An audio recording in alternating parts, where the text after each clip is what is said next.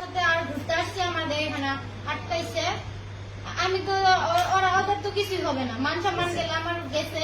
আর মানে তুমি যা বলছো আমি তাই করছি। তুমি এমন কি বলো না যে আমি করি নাই, তুমি যা যা বলছো আমি সবই করছি।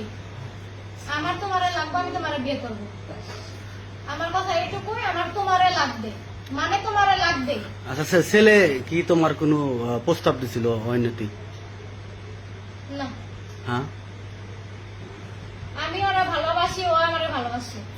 হ্যাঁ, জড়াজড়ি হয়েছে, ধরা কিস করছে, মিথ্যা কথা বলবো না। আমি হাঁকাও করছি আমরা। আমার ওরে লাগবে, আমার মান সম্মানের বিষয় এখানে। যদি ও আমারে বিয়ে না করে আমি নিজে সুসাইড করব। যদি যদি ও বিয়ে আমারে না করে আমি নিজে সুসাইড করব। আমার বাসায় সুসাইড নোটও লেখা আছে, সুসাইড নোট ও দেখছে, আমার ফ্যামিলিও জানে। যদি আমি মারা যাই ও দায়ী থাকবে। এখন আমার ওরাই লাগবে। তোমার বক্তব্য কি? আমার বক্তব্য আমি তো বললামই শর্টকাটে যে যেহেতু ফ্যামিলিতে ডেকে আনছেন, ফ্যামিলিরা তো পরামর্শ করতেছে, ওই পরামর্শই সই। তো তুমি ফ্যামিলির সাথে কথা বলে তোর ওর সাথে রিলেশন করো নাই? না, এখানে কাহিনী আছে। আমি বলো। রিলেশনের মাসখানিকে যাওয়ার মধ্যেই আমি আমার ফ্যামিলিকে জানাইছি। ওর বাড়ি থেকে এমন একটা কথা আসছে যে আমার যে তুমি যদি আমার মেয়ের সাথে ধরো জানাজা নিয়েছো, তুমি আমার মেয়ের সাথে রিলেশন করো, তাহলে এই করো, তোমার বাপ মায়ের পাঠাও।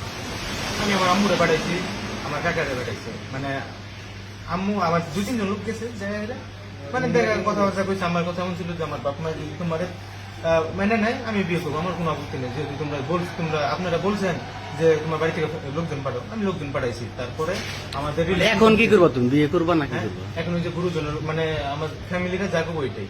তোমার ফ্যামিলি যদি যা বলে, আমি যদি আমার ফ্যামিলিকে বলতে পারি যে আমার ওই ছেলেকে লাগবে, আমার ফ্যামিলি যদি এখানে রাজি হইতে পারে বিয়ে দেওয়ার জন্য, আমি একটা মেয়ে মানুষ, তোমার ফ্যামিলি কেন রাজি হবে না? ফ্যামিলিরা পরামর্শ করতেছে। কেন? কারণ এখানে আমার একটা লাইফ